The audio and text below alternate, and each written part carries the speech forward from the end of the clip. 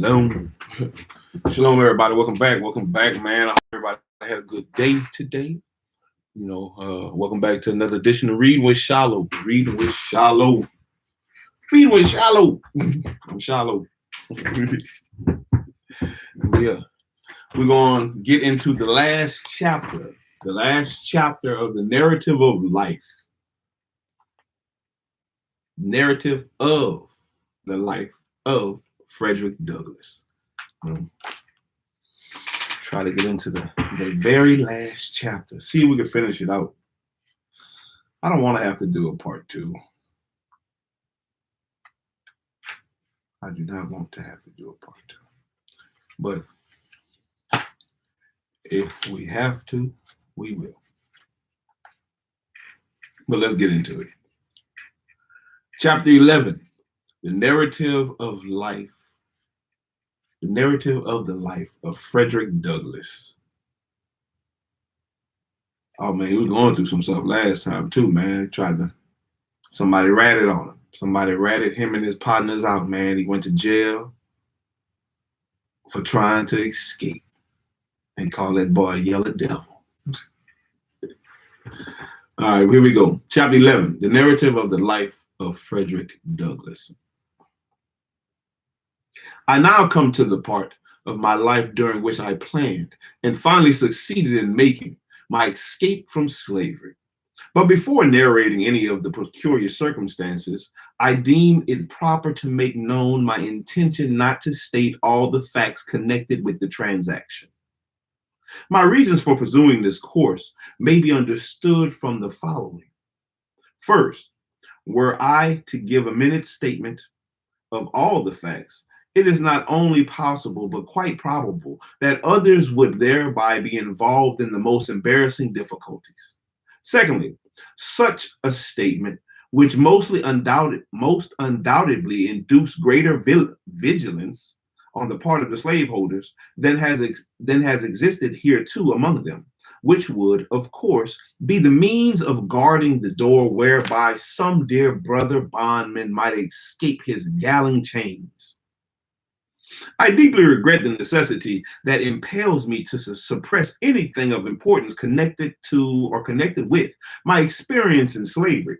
It would afford me great pleasure indeed, as well as materially add to the interest of the narrative.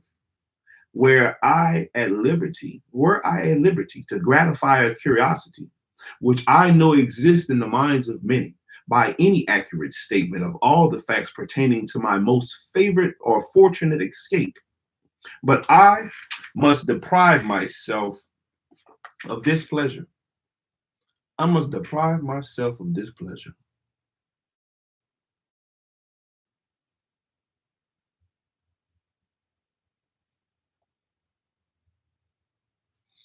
And the curious of the gratification which such a statement would afford.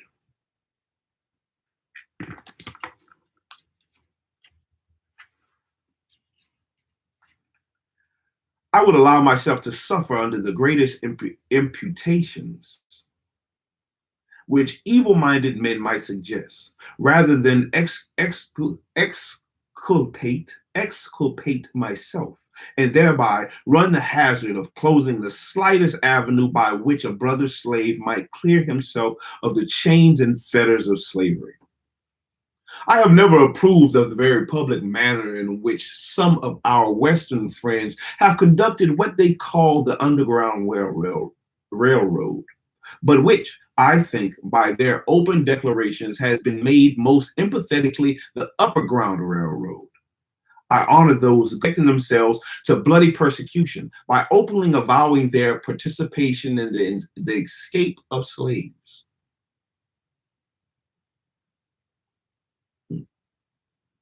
I, however, can see very little good resulting from such a course, either to themselves or the slaves escaping, while upon the other hand, I see and feel assured that those open declarations are the positive evil to the slaves remaining, who are seeking to escape. They do nothing towards enlightening the slave, whilst they do much towards enlightening the master. They stimulate him to greater watchfulness and enhance his power to capture his slave. We owe something to the slaves south of the line as well as to those north of it, and in adding the ladder of their way to freedom. Shalom, shalom, everybody.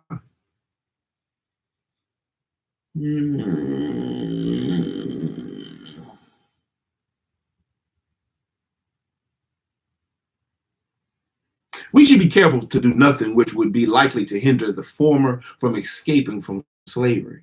I would keep the merciless slaveholder profoundly ignorant of the means of flight adopted by the slave. I would leave him to imagine himself surrounded by myriads of invisible tormentors, ever ready to snatch from his infernal grasp his trembling prey. Let him be left to feel his way in the dark. Let darkness commensurate with his crime hover over him, and let him feel that at every step he takes in pursuit of the flying bondman, he is running the frightful risk of having his hot brain dashed out by an invisible agency. Let us render the tyrant no aid. Let us not hold the light by which he can trace the footprints of our flying brother. But enough of this. I will now proceed to the statement of those facts connected with my escape, for which I am alone responsible and for which no one can be made to suffer but myself. In the early part of the year of 1838, I became quite restless. I could see no reason why I should, at the end of each week, pour the reward of my toil into the purse of my master. When I carried to him my weekly wages, he would, after counting the money, look me in the face with a robber-like fierceness and ask, "Is that all?" He was satisfied with nothing less than the last cent. He would, however, when I made him $6, sometimes give me 6 cents to encourage me, and had the opposite effect. I regarded it as a sort of admission of my right to the whole. The fact that he gave me any part of my wages was proof to my mind that he believed me entitled to the whole of them. I always felt worse for having received anything, for I feared Okay.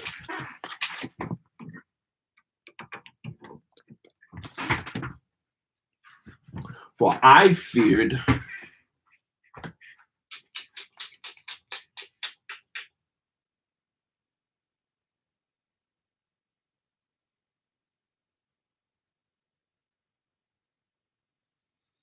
there we go. For I feared that the giving me a few cents would ease his conscience and make him feel himself to be a pretty honorable sort of robber. My discontent grew upon me. I was ever on the lookout for means of escape, and finding no direct means, I determined to try to hire my time, with a view of getting money with which to make my escape. In the springs of 1838, my master Thomas came to Baltimore to purchase his spring goods. I got an opportunity and applied to him to allow me to hire my time. He unhesitatingly refused my request and told me this was another stratagem by which to escape. He told me I could go nowhere, but that he could get me, and that in the event of my running away, he should spare no pains in his efforts to catch me. He exhorted me to content myself and to be obedient.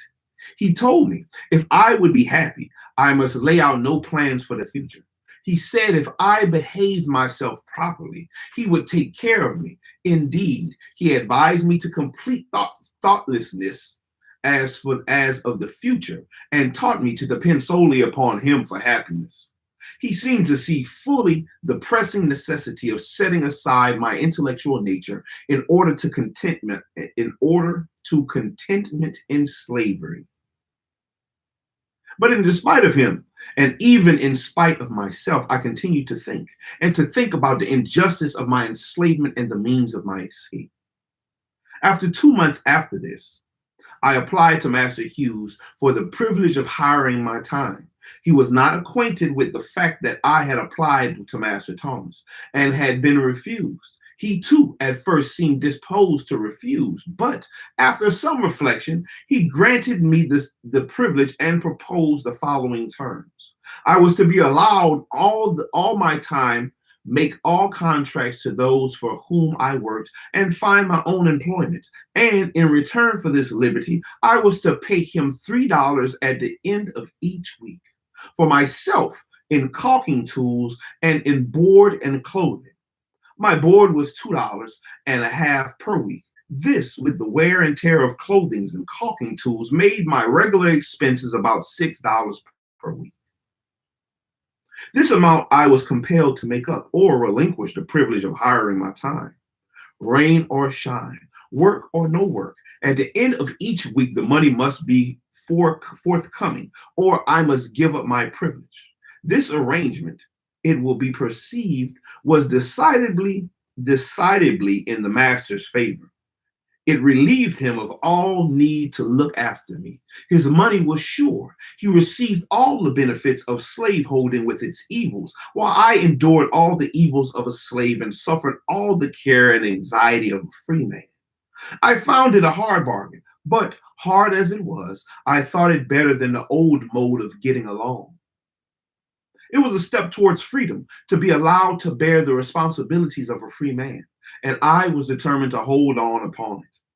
I bent myself to the work of making money, and I was ready to work at night as well as day, and by the most untiring perseverance and industry, I made enough to meet my expenses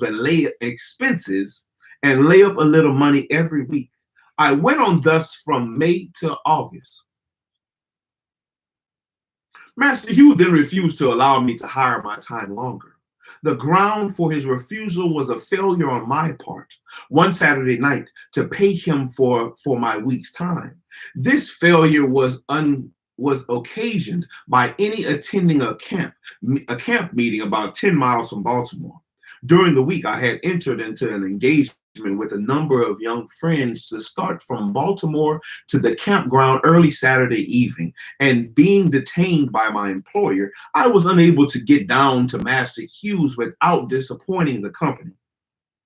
I knew that Master Hugh was in no special need of the money that night. I therefore decided to go to the camp meeting, and upon my return, pay him the $3. I stayed at the camp meeting one day longer than I intended when I left. But as soon as I returned, I called upon him to pay him with what he considered his due. I found him very angry. He could scarce restrain his wrath. He said he had a great mind to give me a severe whipping. He wished to know how I dared go out of the city without asking his permission. I told him I hired my time, and while I paid him the price which he asked for it, I did not know that I was bound to ask him when and where I should go. This reply troubled him, and after reflecting a few moments, he turned to me and said I should hire my time no longer, that the next thing I should know of, I would be running away.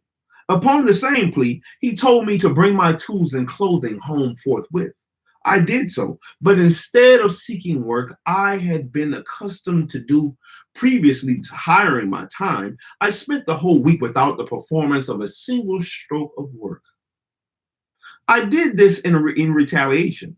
Saturday night, he called upon me as usual for a week's wage, and I told him I had no wages. I had done no work that week. Here we were upon the point of coming to blows. He raved and swore his determination to get hold of me. I did not allow myself to a single word, but was resolved. If he laid the weight of his hands upon me, it should be blow for blow. He did not strike me, but told me that he would find me in constant employment in future. I thought the matter over during the next day, Sunday, and finally resolved upon the 3rd day of September as the day upon which I would make the second attempt to secure my freedom. I now had 3 weeks during which to prepare for my journey. And early on Monday morning, before Master Hughes had time to make any engagement for me, I went out and got employment of Mr. Butler at the shipyard near the drawbridge upon what was called the city block, thus making it unnecessary for him to seek employment for me. And at the end of the week, I brought him between $8 and $9. He seemed very well pleased and asked why and asked me why I did not do the same the week before. He little knew what my plans were. My object in working steadily was to remove any suspicion he might entertain in my intent of running away. And in this, I succeeded admirably. I suppose he thought I was never better satisfied with the condition that at the very time during which I was planning my escape. The second week passed, and again I carried him my full wages, and so well pleased was he that he gave me 25 cents, quite a large sum for a slaveholder to give a slave, and bade me to make a good use of it. I told him I would, I bet. Things went on without very smoothly indeed, but within there was trouble. It is impossible for me to describe my feeling at this time of my contemplating start drew near. I had a number of warm-hearted friends in Baltimore, friends that I love almost as I did my life, and the thought of being separated from them forever was painful beyond expression. It is my opinion that thousands would escape from slavery, who now remain, but for the strong cords of affection that bind them to their friends. The thought of leaving my friends was decidedly the most painful thought with which I had contended. I had to contend, excuse me. The love of them was my tender point and shook my decision more than all things else. Besides the pain of separation, the dread and apprehension of a failure exceeded what I had experienced at my first attempt. The appalling defeat I then sustained returned to torment me. I felt assured that if I failed in this attempt, my case would be a hopeless one. It would seal my fate as a slave forever. I could not hope to get off with anything less than a severest punishment and being placed beyond the means of escape. It required no very vivid imagination to depict the most frightful scenes through which I should have to pass in case I failed. The wretchedness of slavery and the blessedness of freedom were perpetually before me. It was life and death with me, but I remained firm, and according to my resolution, on the 3rd day of September in 1838, I left my chains and succeeded in reaching New York without the slightest interruption of any kind. How I did so, what means I adopted, what direction I traveled, and by what mode of conveyance I must leave unexplained for the reasons before mentioned. I have been frequently asked how I felt when I found myself in a free state. I have never been able to answer the question with any satisfaction to myself. It was a moment of the highest excitement I ever experienced. I suppose I felt as one may imagine the unarmed mariner to feel when he is rescued by a friendly man of war from the pursuit of a pirate. In writing to a dear friend immediately after my arrival at New York, I said I felt like one who had escaped the den of hungry lions. This state of mind, however, very soon subsided, and I was again seized with the feeling of great insecurity and loneliness. I was yet liable to be taken back and subjected to all the tortures of slavery. This in itself enough to damp the ardor of my enthusiasm. But the loneliness overcame me. There I was in the midst of thousands, and yet a perfect stranger, without home and without friends, in the midst of thousands of my own brethren, children of a common father, and yet I dared not to unfold to any one of them my sad condition. I was afraid to speak to anyone for fear of speaking to the wrong one, and thereby falling into the hands of money-loving kidnappers, whose business it was to lie in wait for the panting fugitive, as a ferocious beast of the forest lie in wait for their prey. The motto which I adopted when I started from slavery was this: trust no man. I saw in every white man an enemy, and in almost every colored man cause for distrust. It was a most painful situation. And to understand it, one must needs experience it or imagine himself in similar circumstances. Let him be a fugitive slave in the strange land, a land given up to be the hunting ground for slaveholders, whose inhabitants are legalized kidnappers, where he is every moment subjected to the terrible liability of being seized upon by his fellow man, as the hideous crocodile seizes upon its prey. I say, let him place himself in my situation, without home or friend, without money or credit, wanting shelter and no one to give it, wanting bread and no money to buy it. And at the same time, let him feel that he is pursued by merciless manhunters and in total darkness as to what to do, where to go, and where to stay, perfectly helpless, both as to the means of defense, gnawings of hunger, in the midst of houses, yet having no home, greediness to shallow up the trembling and half-famished fugitive is the helpless fish upon which they subsist. I say, let him be placed in this most trying situation, the situation in which I was placed. Then, not till then, will he fully appreciate the hardships of and know how to sympathize with the toil-worn and whip-scarred fugitive slave. Thank heaven, I remained but a short time in this distressed situation. I was relieved from it by the humane hand of a Mr. David Ruggles, whose vigilance, kindness, and perseverance I shall never forget. I am glad of the opportunity to express, as far as words can, the love and gratitude I bear him. Mr. Ruggles is now afflicted with blindness and is himself in need of the same kind offices which he had. He was once so forward in the performance of towards others. I had been in New York but a few days when Mr. Ruggles sought me out and very kindly took me to his boarding house at the corner of Church and L'Esplanade Street. Mr. Ruggles, then very deeply engaged in memorable dark case, as well as attending to the number of other fugitive slaves, devising ways of means for their successful escape. And though watched the hemmed in and on almost every side, he seemed to be more than the watch for his enemies. He seemed to be more than a match for his enemies.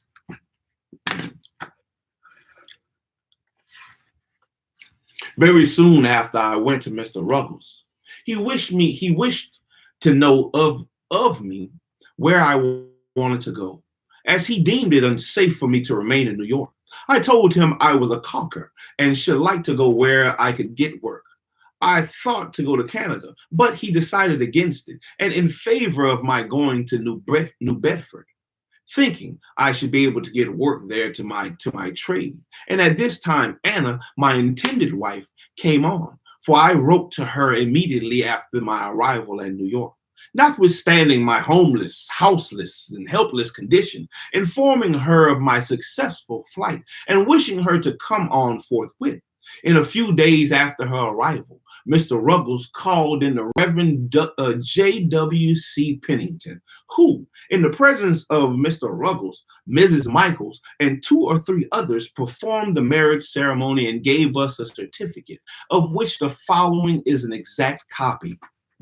Thus, this may certify that I joined together in holy matrimony Frederick Johnson and Anna Moray as man and wife in the presence of Mr. David Ruggles and Mrs. Michaels. James W.C. Pennington, New York, September 15th of 1838. Upon receiving this certificate and a $5 bill from Mr. Ruggles, I shouldered one part of our baggage and Anna took up the other, and we set out forthwith to take passage on board of the steamboat John W. Richmond for Newport. On our way to New Bedford, Mr. Ruggles gave me a letter to Mr. Shaw in Newport and told me, in case my money did not serve me to New Bedford, to stop in Newport and obtain further assistance. But upon our arrival at Newport, we were so anxious to get to a place of safety that notwithstanding we lacked the necessary money to pay our fare, We decided to take seat on the stage and promised to pay when we got to New Bedford. We were encouraged to do this by two excellent gentlemen, residents of New Bedford, whose name I afterward ascertained to be Joseph Ricketson and William C. Tabor. They seemed at once to understand our circumstances and gave us such assurance of their friendliness as put us fully at ease in their presence. Let's see what they said. She was free. I had changed my name from Frederick Bailey to that of Johnson. It was good indeed to meet with such friends at such a time. Upon reaching New Bedford, we were directed to the house of Mr. Nathan Johnson, by whom we were kindly received and hospitably provided for. Both Mr. and Mrs. Johnson took a deep and lively interest in our welfare. They proved themselves quite worthy of the name of abolitionists. And when the stage driver found us unable to pay our fare, he held on upon our baggage as security for the debt. I had but to mention the fact to Mr. Johnson, and he forthwith advanced the money. Ooh-wee. We now begin to feel a degree of safety and to prepare ourselves for the duties and responsibilities of a life of freedom. On the morning after our arrival at New Bedford, while at the breakfast table, the question arose as to what name I should be called by. The name given me by my mother was Frederick Augustus Washington Bailey. I, however, had dispensed with two middle names long before I left Maryland, so that I was generally known by the name of Frederick Bailey. I started from Baltimore bearing the name of Stanley. When I got to New York, I again changed my name to Frederick Johnson and thought that would be the last change. But when I got to New Bedford, I found it necessary again to change my name. The reason of this necessity was that there were so many Johnsons in New Bedford, it was already quite difficult to disguise between them. I gave Mr. Johnson the privilege of choosing me a name, but told him he must not take from me the name of Frederick. I must hold on to that to preserve a sense of my identity. Mr. Johnson had just been reading The Lady of the Lake and had once suggested that the name be Douglas.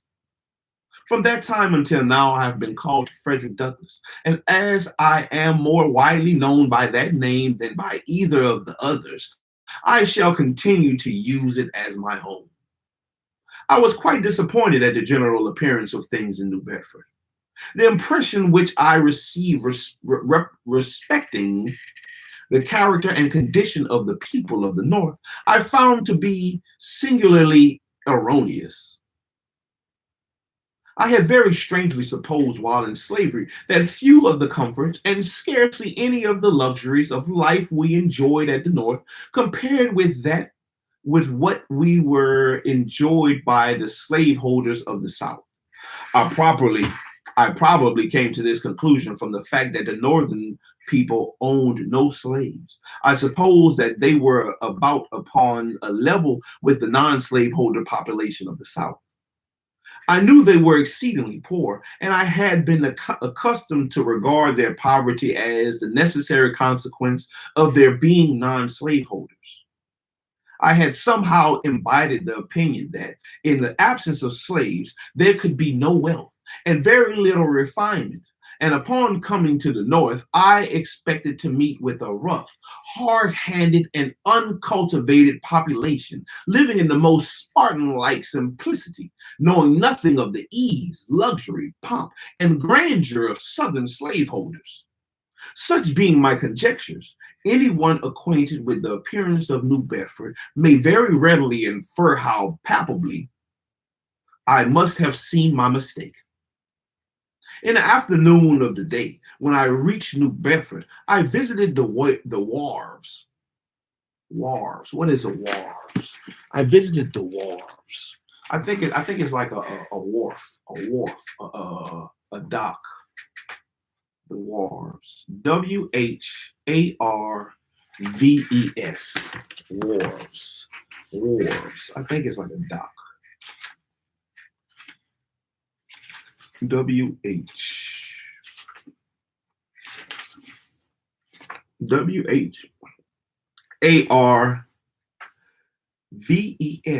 Wharves.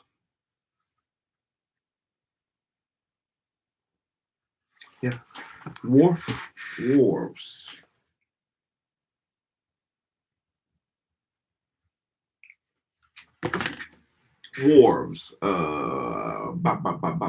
A landing stage to which barges and ships can be moored for loading and unloading. To moor, wharfage, the fee for using a wharf. Wharfage, the fee for using a wharf. So wharves, the landing stage to which barges and ships can be moored or for loading and uploading.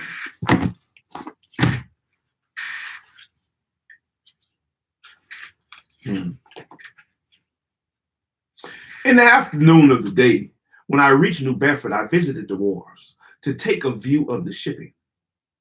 Here I found myself surrounded with the strongest proof of wealth. Laying at the wharves and riding in the stream, I saw many ships of the finest model, in the best order, and of the largest size. Upon the right and left, I was walled in by granite warehouses of the widest dimensions, stowed to their utmost capacity with the necessities and comforts of life.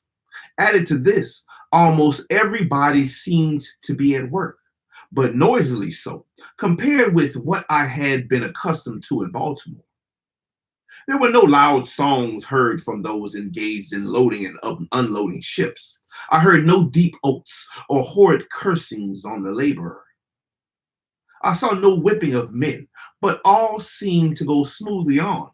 Every man appeared to understand his work and went at it with a sober yet cheerful earnestness, which betokened the deep interest which he felt in what he was doing, as well as a sense of his own dignity as a man. To me, this looked exceedingly strange. From the wharves, I strolled around and over the town, gazing with wonder and admiration to the splendid churches, beautiful dwellings, and finely cultivated gardens, evincing an amount of wealth, comfort, taste, and refinement such as I had never seen in any part of the slaveholding Maryland. Everything looked clean, new, and beautiful. I saw few or no dilapidated houses with poverty-stricken inmates, no half-naked children and barefoot women, such as I had been accustomed to see in Hillsborough, Easton, St. Michael's, and Baltimore. The people looked more able, stronger, healthier, and happier than those in Maryland. I was for once made glad by a view of extreme wealth without being saddened by seeing extreme poverty. But the most astonishing, as well as the most interesting thing to me, was the condition of the colored people, a great many of whom, like myself, had escaped thither as a refuge from the hunters of men. I found many who had not been 7 years out of their chains, living in finer houses and eventually enjoying more of the comforts of life than the average of slaveholders in Maryland. I will venture to assert that my friends, Mr. Nathan Johnson, of whom I can say with a grateful heart, I was hungry and he gave me meat. I was thirsty and he gave me drink. I was a stranger and he took me in, lived in neater house, dined at a better table, paid for, and read more newspapers, better understood the moral, religious, and political character of the nation than 9/10 of the slaveholders in Talbot County, Maryland. Yet, Mr. Johnson was a working man. His hands were hardened by toil, and not his own, but those also of Mr. Johnson. I found the colored people much more spirited than I had supposed they would be. I found among them a determination to protect each other from the bloodthirsty kidnapper at all hazards. Soon after my arrival, I was told of a circumstance which illustrated their spirit. A colored man and a fugitive slave were on unfriendly terms. The former was heard to threaten the latter with informing his master of his whereabouts. Straightway, a meeting was called among the colored people under the stereotyped notice, business of importance. The betrayer was invited to attend. The people came to the appointed hour and organized the meeting by appointing a very religious old gentleman as president, who, I believe, made a prayer after which he addressed the meeting as follows. Friends, we have got him here, and I would recommend that you young men just take him outside the door and kill him. With this, a number of them bolted at him, but they were intercepted by some more timid than themselves. And the betrayer escaped their vengeance and has not been seen in New Bedford since.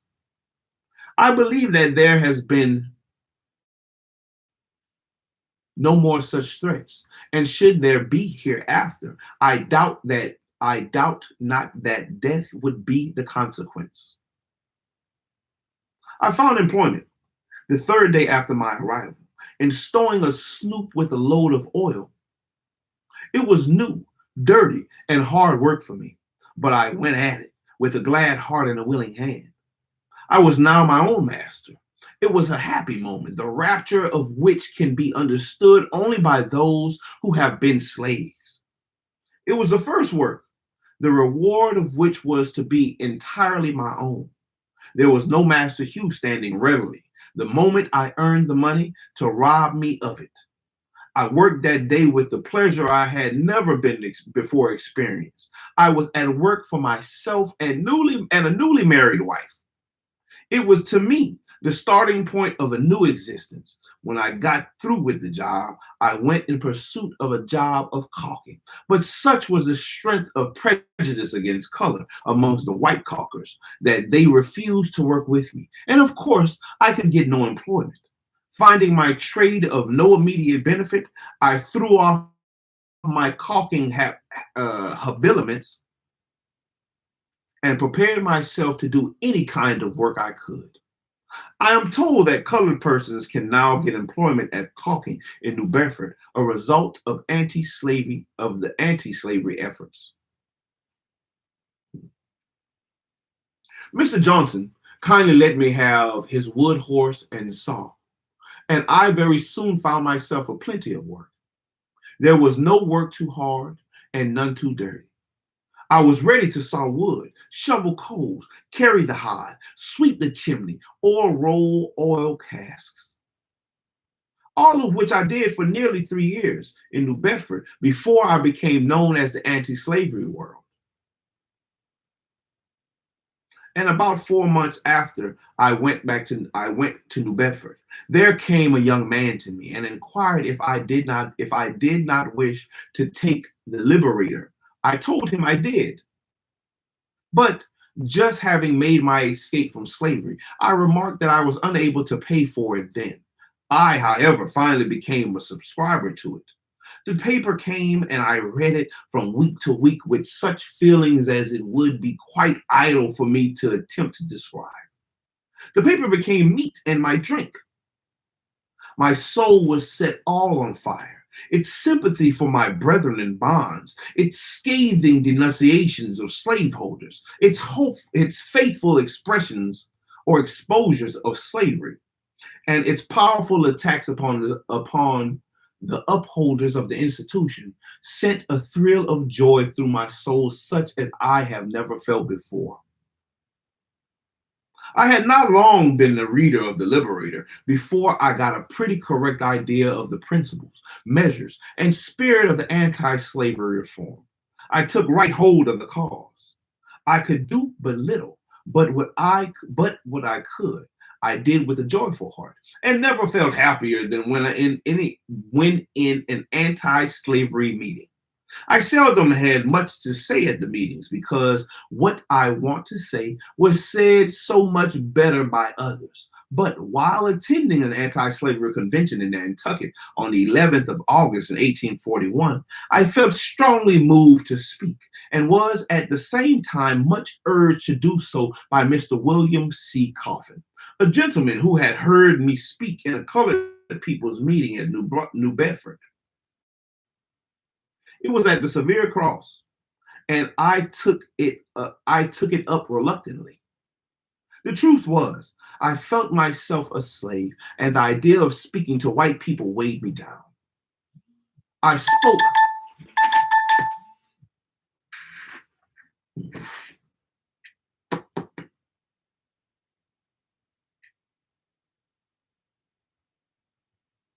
I spoke but a few moments when I felt a degree of freedom and said what I desired with considerable ease. From that time until now, I have been engaged in pleading the cause of my brethren.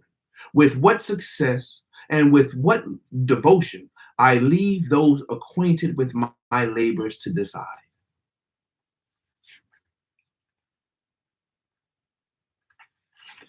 That was chapter 11, man. I'm going to go ahead and read the appendix. The appendix is a couple of pages. Yeah, a couple of pages. I'm going to read the appendix. I find, since reading over the foregoing narrative, that I have in several instances found in such a tone as may possibly lead those unacquainted with my religious views to suppose me an opponent of all religion. To remove the liability of such misapprehension, I deem it proper to append the following brief explanation. What I have said respecting and against religion, I mean strictly to apply to the slave-holding religion of this land, and with no possible reference to Christianity proper. For between the Christianity of this land and the Christianity of Christ, I recognize the widest possible difference. So wide that to receive the one is good, pure, and holy is of necessity to reject the other as bad, corrupt, and wicked. To be the friend of the one is of necessity to be the enemy of the other. I love the pure, peaceable, and impartial Christianity of Christ. I therefore hate the corrupt, slave-holding, woman-whipping, and cradle-plundering, partial and hypocritical Christianity of this land. It's still that. It is still that. Indeed, I can see no reason, but the most deceitful one, for calling the religion of this land Christianity. I look upon it as the climax of the misnomers and the boldness of all frauds and the grossest of all libels. Never was there a clearer case of stealing the livery of the court of heaven to serve the devil in. I am filled with unutterable loathing when I contemplate the religious pomp and show, together with the horrible inconsistencies which everywhere surround me. We have men stealers for ministers, women whippers for missionaries, and cradle plunderers for church members. The man who wears the blooded, clotted cow skin during the week fills the pulpit on Sunday and claims to be a minister of the meek and the lowly Jesus. The man who robs me of my earnings at the end of each week meets me as a class leader on Sunday morning to show me the way of life and the path of salvation. He who sells my sister for purposes of prostitution stands by the religion of this land, that which is reviled in the words, deeds, and actions of those bodies, north and south, calling themselves Christian churches, and yet in union with slaveholders.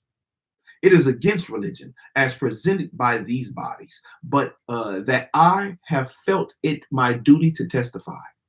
I conclude these remarks by copying the following portrait of my religion of the South, which is, by communion and fellowship, the religion of the North, which I soberly affirm is true to the life and without caricature or the slightest exaggeration. It is said to have been drawn, several years before the present anti-slavery agitation began, by a Northern Methodist preacher who, while residing at the South, had an opportunity to see slaveholding morals, manners, and piety with his own eyes.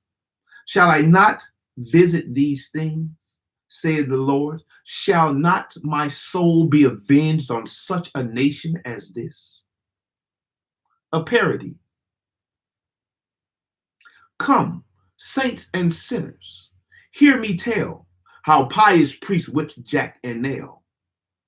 The women buy and children sell, and preach all sinners down to hell, and sing a holy union. They'll beat and bar, done like goat. They'll bleat and bar, Donna like goats, gorge down black sheep, and strain and moats. Array their backs in fine black coats, then seize their Negroes by their throats and choke for a heavenly union. They'll church you if you sip a dram. They'll church you if you sip a dram, and damn you if you steal a lamb, yet rob old Tony, Doll, and Sam of human rights and bread and ham, kidnappers, holy union. They'll loudly talk of Christ's reward and bind his image with a cord, and scold and swing the lash abhorred, and sell their brother in the Lord to handcuffed heavenly union. They'll read and sing a sacred song, and make a prayer both loud and long, and teach the right and do the wrong, hailing the brother sister throng with the words of heavenly union. We wonder how such saints can sing, I'll praise the Lord upon the wing, who roar and scold and whip and sting, and to their slaves and mammon cling in guilty conscience union. They'll raise tobacco, corn, lay upon treasures in the sky by making switch and cowskin fly in hope of heavenly union. They'll crack old Tony on the skull and preach and roar like Bashan bull, or braying ass, a mischief full. They'll seize old Jacob by the wool, and pull for heavenly union. And roaring, ranting, sleek man thief, who lived on mutton, veal, and beef, yet never would afford relief to needy, sable sons of grief, was big with heavenly union. Love not the world, the preacher said, and winked his eye and shook his head. He seized on Tom and Dick and Ned, cut short their meat and clothes and bread, yet still loved heavenly union. Another preacher winning spoke of one whose heart for sinners broke.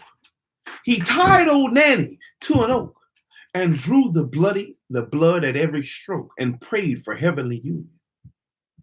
Come on, man, what's wrong? Go use the bathroom if you have to use the bathroom. To others oped their iron jaws and waved their children stealing paws. Waved their children stealing paws. There sat their children in gewgaws.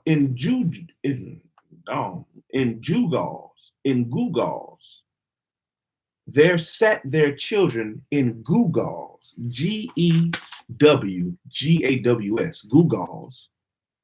By stinting Negroes' backs and maws, they kept up heavenly union. All good for Jack another takes. All good from Jack another takes, and entertains their flights and rakes, who dress as sleek as glossy snakes and cram their mouths with sweetened cakes. And this goes down for union. Sincerely and earnestly hoping that this little book may do something toward throwing light on the American slave system and hastening the glad day of deliverance to the millions of my brethren in bonds, faithfully replying upon the power of truth, or relying upon the power of truth, love, and justice, for success in my humble efforts, and solemnly pledging myself anew to my sacred cause, I subscribe myself. Frederick Douglass, Lynn, Massachusetts, April 28th of 1845. And that was the narrative of the life of Frederick Douglass. Man, that last poem, man.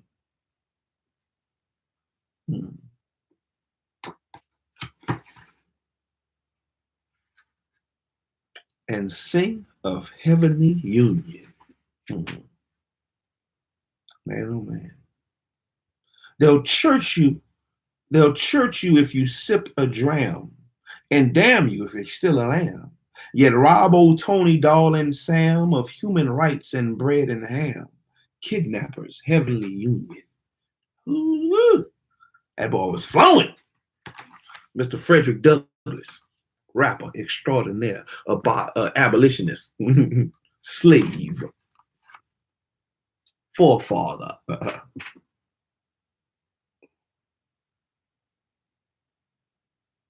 Orator, many things he could go by. Just one of many people that, we should read about, teach our children about, teach others about.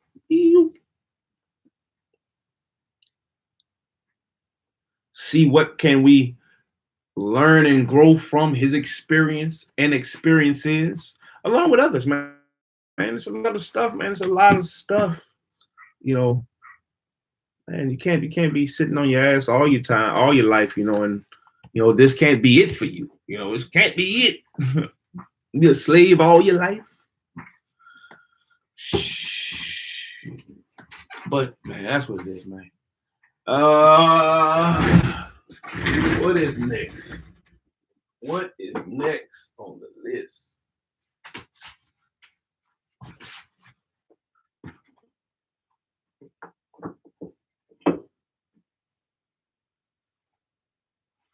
What is next?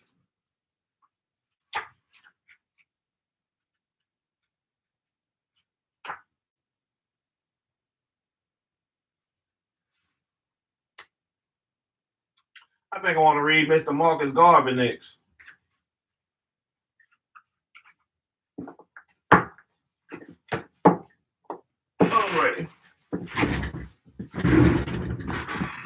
All right. Yeah. So, I guess we'll go with Mr. Marcus Garvey next time.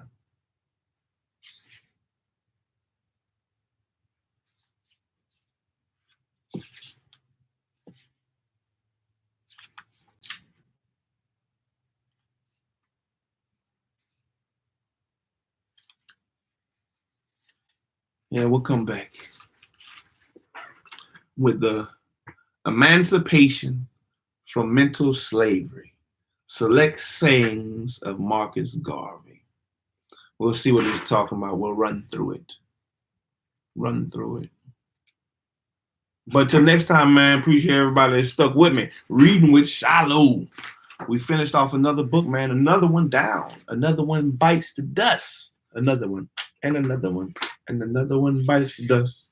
We'll keep going. We'll keep going. We'll keep pushing. We'll keep seeing what we can learn and grow from. But until next time, man, Shilo out. Shalom. Shalom, everybody, man. Like, comment. Let me know what you think. Subscribe, YouTube. Let's get the stuff going in the algorithms and shit. But that's what it is. Shalom, man. Shalom. Till next time, man. Till next time. Get at me.